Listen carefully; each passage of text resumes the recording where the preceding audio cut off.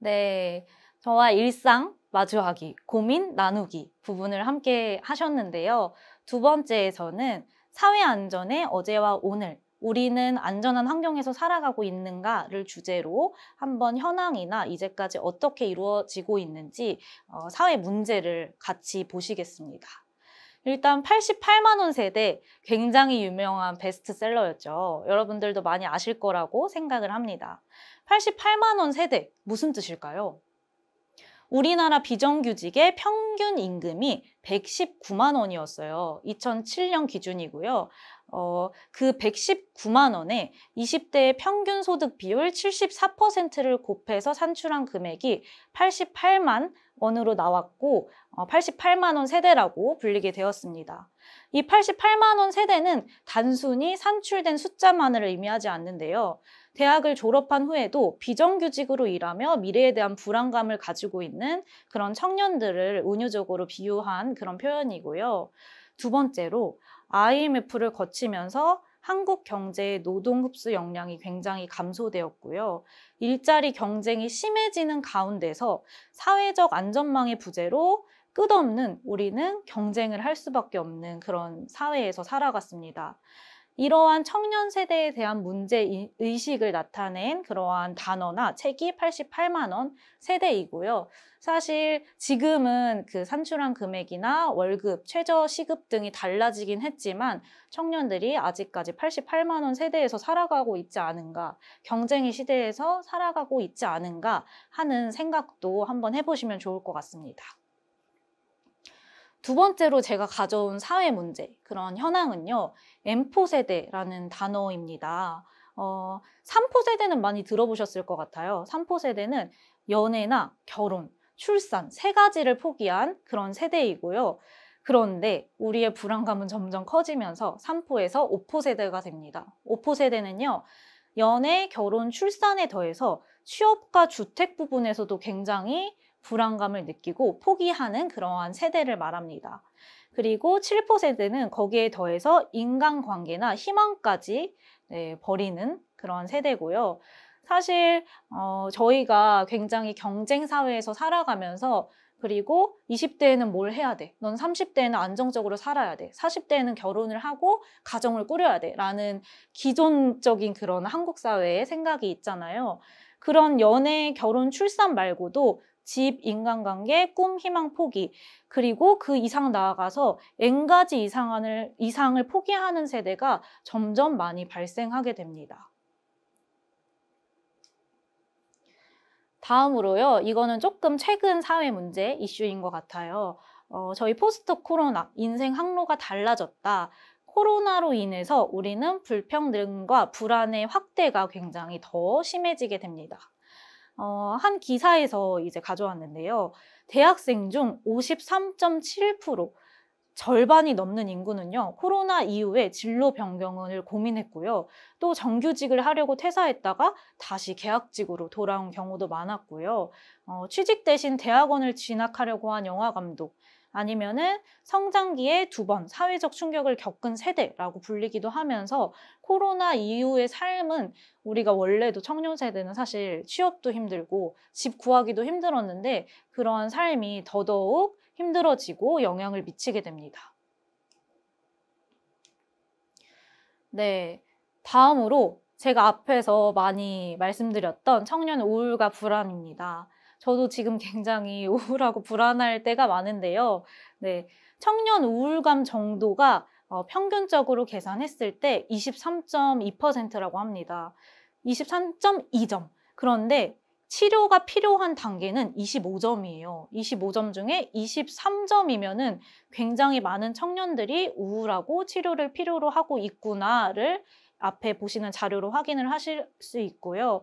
또 여성과 구직자일 경우에는 이러한 우울감이 훨씬 더 증가한다고 합니다.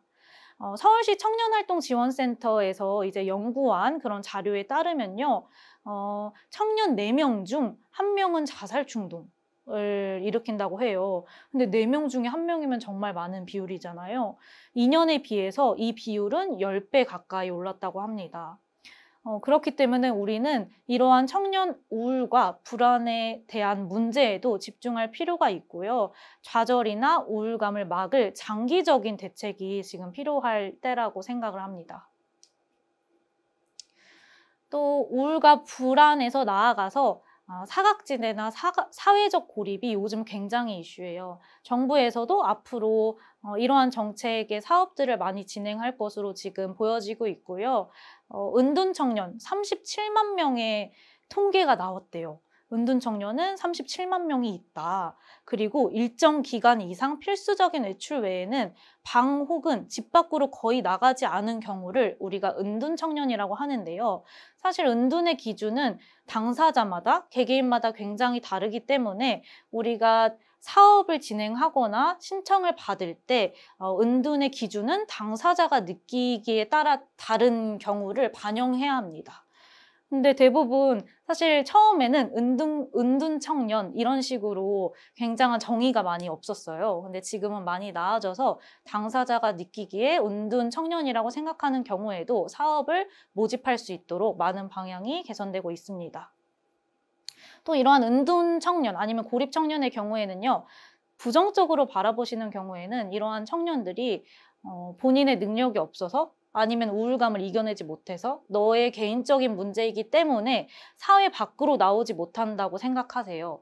그런데 그런 문제는 전혀 아니고요.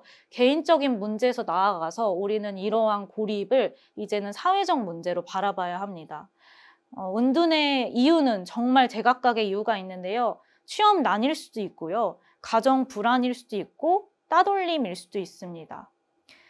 그렇기 때문에 우리는 사회적 복귀를 위한 적극적인 관심이 필요하고 나아가서 정책적인 지원이나 아니면 자립을 할 수 있도록 돕는 그러한 사업, 프로그램, 정책이 마련되어야 할 것으로 보입니다.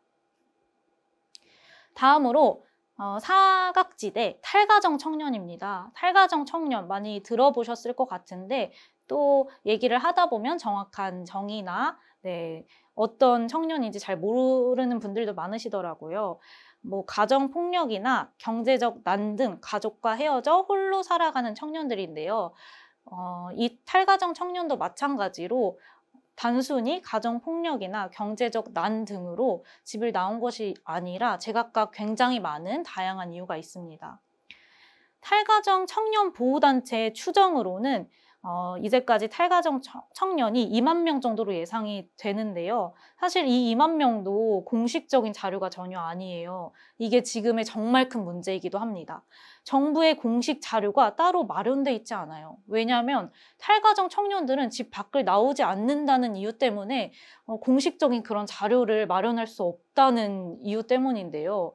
그럼 우리가 이렇게 방치를 해야 될까요? 네, 아니죠. 그래서 정말 탈가정 청년에 대한 그런 자료와 통계, 현황이 정말 시급한 지금 상황입니다. 또 탈가정 청년의 정책적, 법률적 정의가 명확하지 않기 때문에 앞서 말씀드렸던 것 같이 정부의 공식적인 자료가 더더욱 필요한 그런 시점이고요. 저희가 아니면 광역시나 또 자치구에서도 이거를 정책적으로 한번 풀어내볼 수 있을 것 같아요. 사업 및 프로그램 이용 시 한계가 굉장히 또 많습니다. 탈가정 청년의 경우에는 가족이라는 제도에 굉장히 많이 얽매이게 되는데요. 우리가 뭐 주택이나 아니면은 주거비 지원 같은 서류를 작성할 때 부모 소득 합산을 내라라고 하는 경우가 굉장히 많아요. 하지만 이분들은 등본에서 나가지는 않았지만 집에선 이미 나간 상황이고 가족과도 다 연락이 두절된 상황인데 정부나 사회에서는 가족, 부모의 소득이나 가족관계 증명서를 제출하라고 합니다. 하지만 이들의 경우에는 가족들한테 그런 걸 부탁하기도 굉장히 어려운 상황이기 때문에 우리가 이런 가족이라는 제도에만 얽매이지 않고 개개인으로 바라보는 정책이 필요한 상황이고요.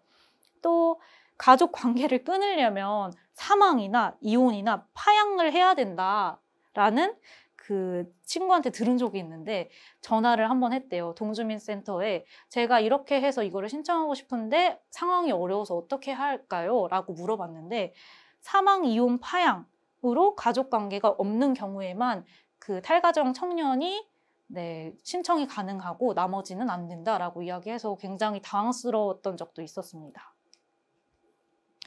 다음으로 자립준비 청년인데요. 자립준비 청년이라고 하면은 뭐지? 그냥 자립을 준비하는 청년인가? 라고 생각하실 수도 있는데 사실 여러분들이 많이 아시는 보호종료 아동에서 변경된 명칭이 자립준비 청년입니다. 자립준비 청년은요, 만 18세가 되면 시설에서 독립을 하게 돼요. 근데 현재는 만 18세면 사실 혼자서 독립하기는 정말 어려울 것 같다는 생각이 들어요. 그리고 사회에서도 그러한 것을 인식하고 현재는 만 24세로 변경이 되었습니다. 아동복지시설에서 보호 종료되는 자립준비 청년은 연간 2,500명으로 지금 추정이 되고요. 그중에 자립준비 청년의 25% 정도는 마땅한 준비 없이 사회에 나오게 됩니다. 그래서 대부분 많은 경우 또 기초생활수급자로 생활하는 경우도 많다고 합니다. 보호종료 아동에서 이제 여러한 노력과 시도를 통해서 자립준비 청년, 자립준비 청년은 항상 보호만 받아야 되는 그런 아동은 아니다. 우리가 이제 이들의 진정한 자립, 홀로서기를 도와줘야 한다라는 인식을 가지고 명칭이 변경되었습니다. 근데 이제 제가 한번 토론회를 간 적이 있어요. 토론회를 갔는데 자립준비 청년도 정말 어렵고 자립을 하기 어려운 상황이지만 그중에서도 더 어려운 분들이 있대요. 바로 경계성 장애인데요. 경계성 장애 청년들에 대한 보호체계가 굉장히 허술하다고 합니다. 그 다음에 원가정 복귀 폐해라는 것은 원가정에서 이분들이 복귀를 했으면 좋겠다. 이 청년이 다시 우리 집으로 돌아왔으면 좋겠다라고 했을 때 그분들은 거절을 할 수 없는 상황이 있는 거예요. 어쩔 수 없이 돌아가기 싫지만 돌아가야 되는 상황이 있는데 과연 이것이 맞을까? 한번 여러분들도 고민을 해보셨으면 좋을 것 같습니다. 네. 두 번째로는 저와 사회적 문제와 현황들을 한번 살펴보셨는데요. 이러한 현황들을 통해서 우리는 이제 정책을 만들게 됩니다. 세 번째로는 사회적으로 정부에서 이러한 현황들을 바탕으로 어떤 정책을 만들었는지 저와 같이 살펴보시겠습니다.